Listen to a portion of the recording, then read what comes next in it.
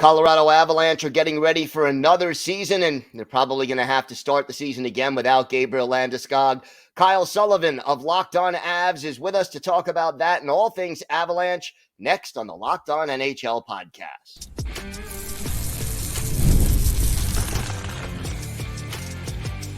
You're Locked On NHL, your daily podcast on the National Hockey League.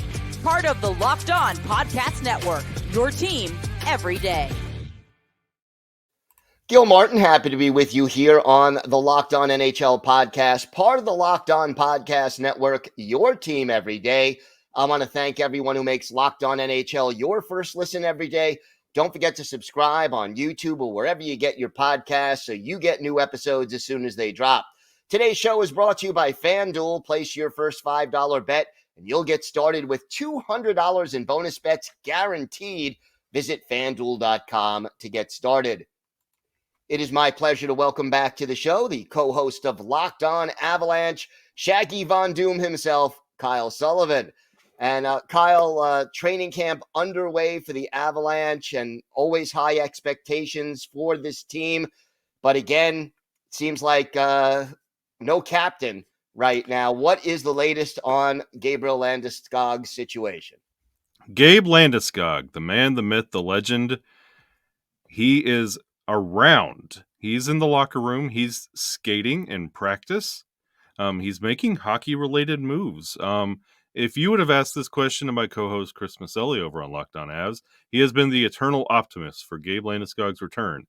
Me, however, I am the doom part of my Shaggy Von Doom moniker. I have anticipated his retirement since the injury. It's a rough one to come back from. Literally reconstructing your knee in experimental surgery. It's a lot to ask to come back to NHL action, and he hasn't been on the ice since the 2022 Cup. But this looks like a if, and like the if is kind of addressed. The when is what we're looking at, and it looks like maybe late October, early November for his return. And even though Gabe Landeskog has not been the captain on the ice, the example he has set has kind of leaked to like Devon Toews, who is taking time to work with rookie defensemen and the new faces just to, he knows Cale Makar, and that's his partner in crime, but he wants to work with the new faces in the Avalanche organization. So Landeskog's leadership ability, where Landeskog went and picked up Ben Myers from the airport when he made his Avalanche debut a couple years ago, it's kind of trickled down to the players that are still there that were under Gabe's captaincy.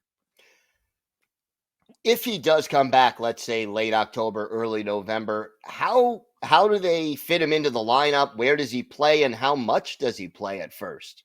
That's a wonderful question. And this, honestly, with all the power that's in the front office of the Avalanche, Jared Bednar behind the bench, this solely relies on Gabe Landeskog. He will dictate what he feels like he can do. You can expect him, he's not going to be on that top line right off the bat. I would expect him to be on that second or third line, just getting a feel for NHL action. You can simulate it all day long, but when you're in regular season NHL action, you've got to really acclimate yourself. Maybe a 10-minute kind of time on ice for that first game, maybe up to 15. But, I mean, if he feels good enough, he can log 20 minutes, but it's all going to be that knee. And we're going to go from counting down the days from his return to seeing how long he could stay out there, because that's what's going to be the conversation every time he takes the ice from this point forward. And is it going to be like, will they play him every other game initially and try to see how the knee responds? Or do you think he comes back an everyday player right away?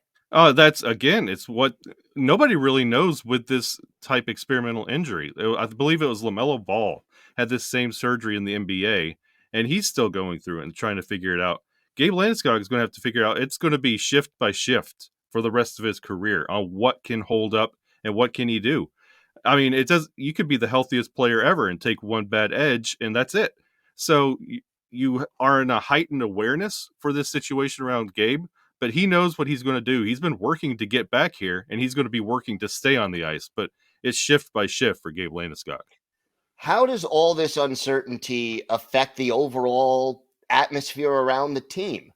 Well, it didn't affect them much last year because they're getting kind of used to it. And now with his eventual return, it's something to look forward to, but it's business as usual.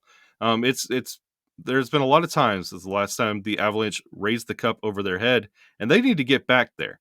It's every season from this point forward when you have players like Cale Makar, Nathan MacKinnon, Mikko Rantanen, it's cup or bust. You have some of the best players in the league right now, and I'm not saying that with burgundy and blue glasses. Cale Makar is changing the position, and Nathan MacKinnon has finally walked away last season with the hardware he deserves.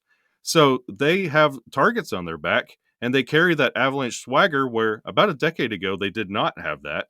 So they need to go out there and make a statement. They were knocked out 2 years ago by Seattle in the first round, Dallas last year in the second. They need to keep climbing to get back where they deserve. Talk to me a little bit about some of the new faces and maybe some prospects who may have a chance to have an impact this year. We have to start with the hot name this offseason through camp and practices, and that'd be Callum Ritchie. He has really impressed a lot of people with how he handles himself on the ice. He has stood out, and what you see him in the preseason games so far, he's really making a loud case for making his way into this roster. If it's going to be the third line, maybe some time on that fourth, but that's not really where he deserves to be. Maybe that third. But throughout the preseason, Nikolai Kovalenko, the big name from last year when he joined the Avalanche team from his time in the KHL, he has really played amazing in this preseason so far. In the second game against Dallas, he really turned some heads where Dallas was fielding a lot of their everyday roster. The Avs were still fielding just prospects. And Kovalenko was really impressive. And we want to see him continue to build on this throughout the rest of the preseason. But he was a name that saw some minutes last year, and he wants to keep those minutes going into this season. What's the biggest difference in his game compared to last year? It feels like he has that whole season through in the organization, some comfortable kind of familiarity with everybody on the line, what's expected of him, and the speed of the NHL game and the size of the rink. That's always the big thing when you come across the ocean to play in the NHL, is adjusting to that speed and size of the game. And it feels like he is more comfortable in his game and what's being asked of him. And it feels like he is settling into that role and can really take that step up. But you want to see that on display, not in a preseason simulated situation, but with NHL action. So the season is coming up fast. We're just a couple of weeks away. What is the biggest reason for optimism in Colorado now, and what's the biggest cause for concern? Biggest reason of optimism would have to be the core of this Avalanche team. That window's wide open, and you have Casey Middlestat as your secured. And yeah, mark this down. The Avalanche have a 2C, where they have not in quite some time, since Nazem Kadri. So it has been a long time since they had an established 2C, and they could really build some depth that way. You're really optimistic for the core, but you're a little pessimistic and concerned when it comes to what you're going to get out of the new faces, because last year you had Ryan Johansson come in here, Tomas Tatar, and both did not make it to the trade deadline. And you want to see what Miles Wood can do in year two, and Ross Colton. Ross Colton was rumored to be traded out before free agency, but he's still a member of the Avalanche. So you want to see what year two does for both of them. If Casey Middlestat does pan out, since coming over at the trade deadline, he had a great remainder of the season and playoffs. We want to see him build on that. But the goalie position is always going to be the big question in Colorado. And how long do they hold on to Georgiev this year? So how do you see it playing out in goal? Me and my co-host Chris Maselli had this conversation and this agreement, which is rare on the show, where we both said he could have a Vezina quality year or he could have the worst year of his career, but this will probably be the last year for Alexander Georgiev in Colorado because he will be demanding money. And after the kind of the shaky tenure that he's had in Colorado, I don't think the Avs want to sign back up for another round of this. They can go out and find another goalie. So they're not going to overpay for what Georgiev has given so far, and they don't want to commit to the inadequacies, especially when going out and drafting a stellar goalie out of the KHL in Nabokov, and they have Justus Annunen backing up Georgiev, who's going to be splitting time, and you're going to see a 1A, 1B, ideally, situation this year, and you want to see what Justus, if he could step up, because many say that he can. We shall see. I know you'll have the pulse covered all season long. Kyle, why don't you tell our viewers and our listeners where they could find the podcast and where they could find you and your co-host on social media?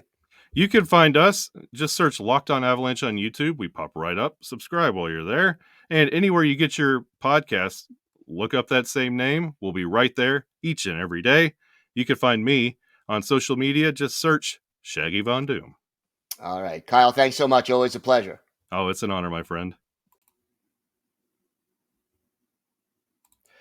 Today's episode is brought to you by your friends at FanDuel. Hey, NFL fans, you could start the season with a big return on FanDuel, America's #1 sportsbook. So when you get a hunch in the middle of the game, you could check out the latest stats, view live play-by-play, and so much more on the same page where you place your bets. You get started with $200 in bonus bets guaranteed when you place your first $5 bet, and there's so much to check out right now on FanDuel. Baseball playoffs starting up this week. You've got pro and college football in full swing. Hockey preseason underway. Hockey futures all out there for you to bet on. So check out all the latest odds. Again, that's $200 in bonus bets guaranteed when you place your first $5 bet. Go to FanDuel.com. FanDuel, America's #1 sportsbook.